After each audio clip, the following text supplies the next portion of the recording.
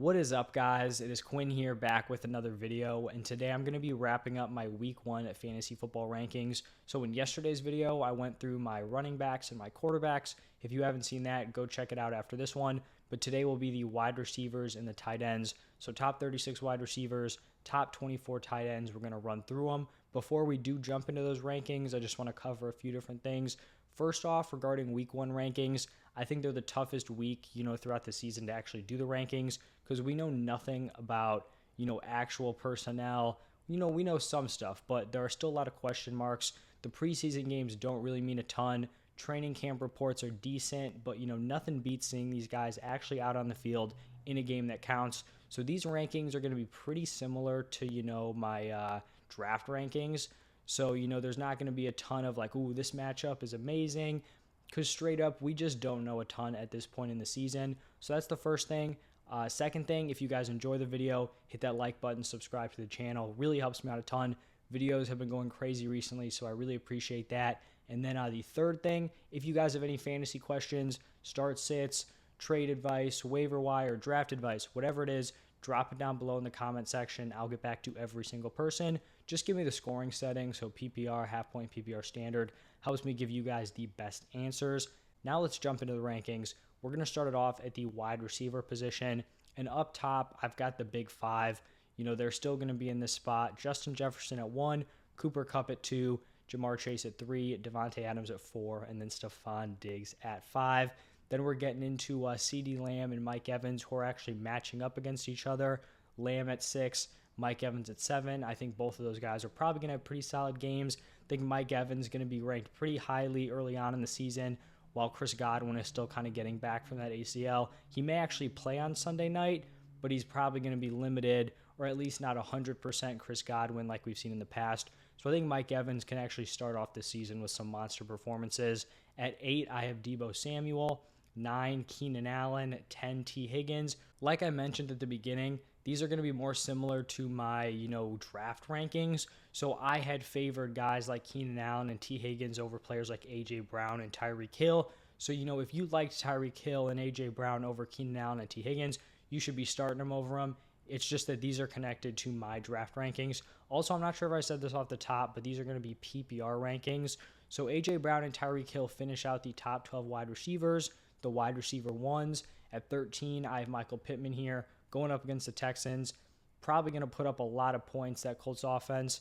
So I think Pittman can have a nice performance. Deontay Johnson at 14. I think I'm going to be much higher on Deontay Johnson here than consensus, but he is someone I've just loved all offseason. I think on Underdog, I have like 30% or higher exposure on him.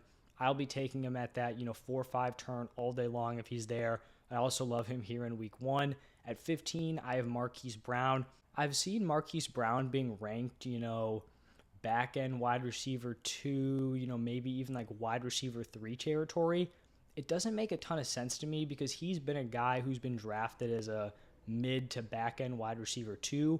And these first 6 weeks of the season are probably going to be his best, right? Like with DeAndre Hopkins out, this is his chance to be, the stud wide receiver 1 on a strong passing attack. He's been the wide receiver 1 on a passing attack, but not a high volume one. So I think these first 6 weeks are really when you need to be throwing Marquise Brown into your lineup. So I have him here as a high-end wide receiver 2 this week. 16, I have DJ Moore. Interested in seeing how him and Baker Mayfield look together. At 17, I have Jalen Waddle. 18, I have Mike Williams. 19, I have Cortland Sutton. Also interested in seeing that Broncos offense. Personally, I've had Sutton over Jeudy the entire offseason. I know some people do prefer Jeudy over Sutton. You're going to see Jeudy come in, I think, at 24. So there's a little bit of a separation there. We've been hearing good reports from Sutton out of camp. I think it'll just be interesting to see how this Broncos offense looks, how Russ operates in this new system with these new weapons. A guy who used to be catching the ball from Russ, DK Metcalf, in here at 20. I'm going to be higher on DK Metcalf than consensus. I just think the talent is there. Even if the quarterback play is not great, I still think he can give you solid production. Then it's going to be Terry McLaurin coming in at 21. And then at 22, my guy Michael Thomas, someone who I've gotten a ton of shares of recently. Just really love his price tag. It seems like he's healthy, and a healthy Michael Thomas is someone who should definitely be in your starting lineups. So he's going to be a back-end wide receiver 2 for me. 23, I have Juju. Interested in seeing him in that Chiefs offense.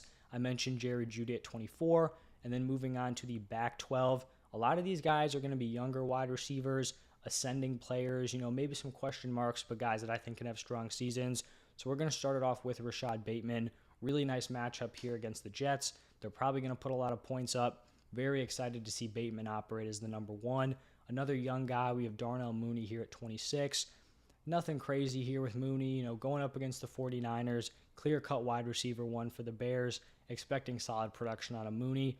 I have Allen Robinson here at 27.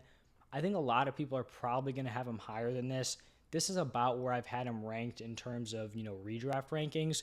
So I'm pretty in line there. It's not like this is a crazy good or crazy bad matchup against the Bills. I think maybe it'll take him a little bit of time to really connect here with Matthew Stafford. So that's why he's more of like a, early to back end, wide receiver 3 play for me. But, if you're in love with Allen Robinson, you think he's going to ball out, I could see, maybe moving him up a little bit. 28, I have Elijah Moore. We have some, confusion, with the quarterback situation. Is it going to be Zach Wilson? Is it going to be Joe Flacco? Still up in the air right now. Honestly, I don't even know which one is really better for fantasy. I think Zach Wilson is probably like the higher ceiling play if everything comes together. But I still think Elijah Moore will be able to produce with Joe Flacco at quarterback. I just think he is that talented. Another young wide receiver going into year 2, 29, I have Amon-Ra St. Brown. Lions offense is another one I'm interested in seeing. How do they incorporate all these weapons together? I still think Amon-Ra is going to be the guy as a pass catcher, but it'll be interesting to see what that target share is looking like. 30, I have Brandon Cooks. I've seen a lot of people giving me start-sit questions, and someone will ask Brandon Cooks or X player. Can't think of a guy right now. And when people respond, other people, they'll say, "Oh, start Brandon Cooks." I think Brandon Cooks is a very safe start. If you want 13, maybe 14 points out of your, flex or wide receiver spot, I think Brandon Cooks is probably good for it. For me, I'm just lower on Cooks because of the lack of ceiling. I feel like he's a very, very safe option, but I do think he lacks that elite upside. I think these young wide receivers are just bound to explode. So if you want to, start off a little bit conservative, play Brandon Cooks, I think that's cool. But I do trust these young wide receivers to be studs. So that's why I have Cooks here at 30, but I don't hate it if you're starting them as your wide receiver 2 or whatever. 31, I have Drake London going to be going into his first NFL game. I think he's a guy who can produce right out of the gate. 32, I have Gabriel Davis. Definitely lower on Davis than consensus. Haven't really been totally bought into the hype, but, back end wide receiver 3, I think it's a fair price for him. At 33, I have Adam Thielen. Seems like a really strong flex play, wide receiver 3 option on your team. You know what you're getting out of him. Then back-to-back young guys, Devonta Smith here at 34, Brandon Ayuk at 35.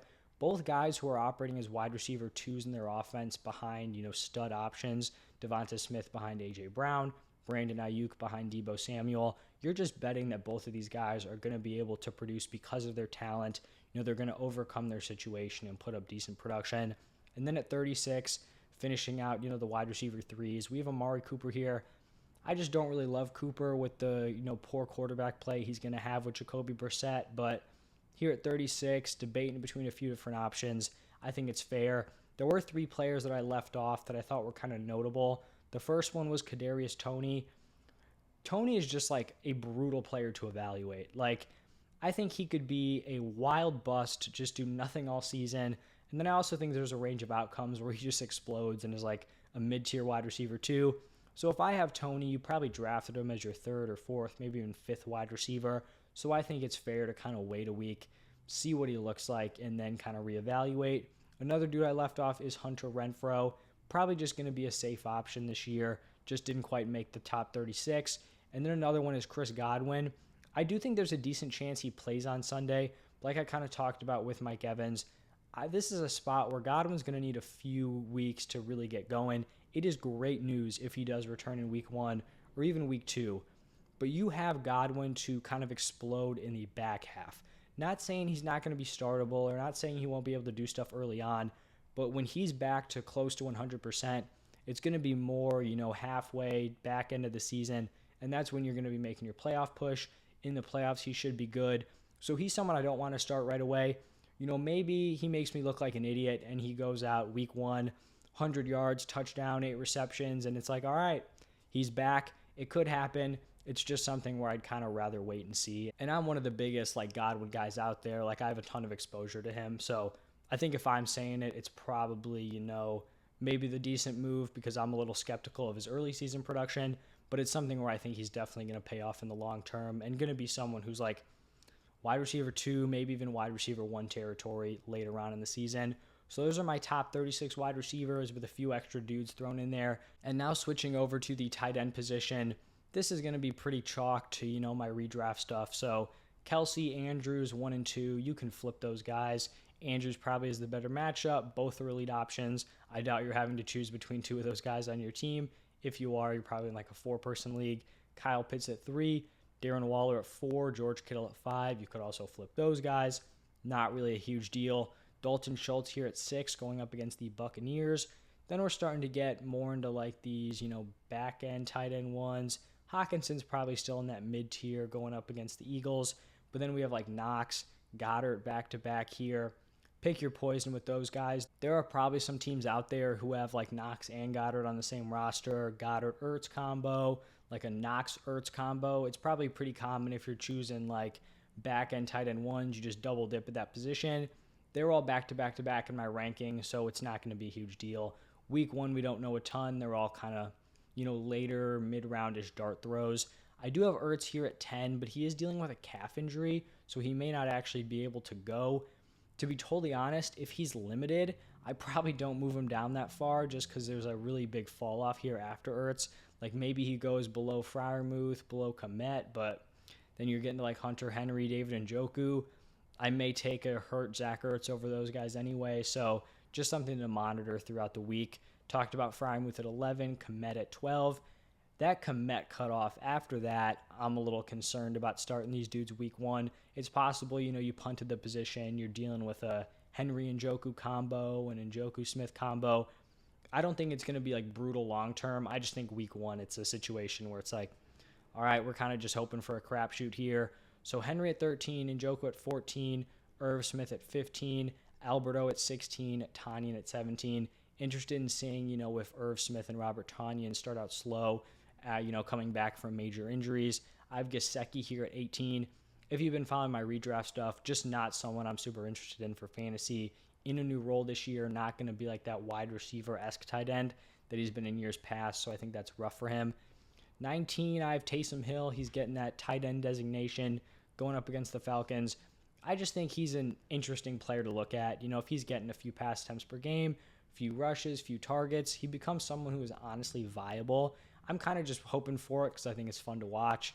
So, maybe he pays off, but at this point, I feel like he's still probably slotting in ahead of some of these other tight ends who are probably not going to be giving you a ton.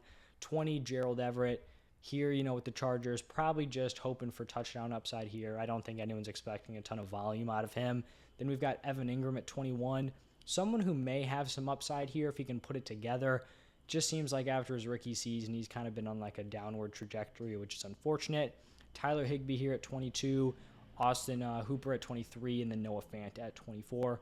Hopefully you're not starting any of those guys. Noah Fant may seem like a guy who, I recognize the name. He's been a solid guy in years past. Bad situation here with the Seahawks. Not encouraging usage in the preseason. So he's someone I would definitely be fading. Like if he's your late round guy, I think you could probably get a better option, maybe even off of waivers right now. I'm not saying to cut him if you like him, but I do think I saw a few people with him in their starting lineups, and it's like, that's a 12-team league. There's got to be a better option out there for week 1. So those are my top 24 tight ends. Went through the wide receivers and the tight ends. If you guys enjoyed the video, hit that like button, subscribe to the channel. Like I said at the top, I really appreciate all the support I've been getting recently. Definitely blowing up those videos, and I do appreciate it. So thank you guys for stopping by, and I'll see you in the next one.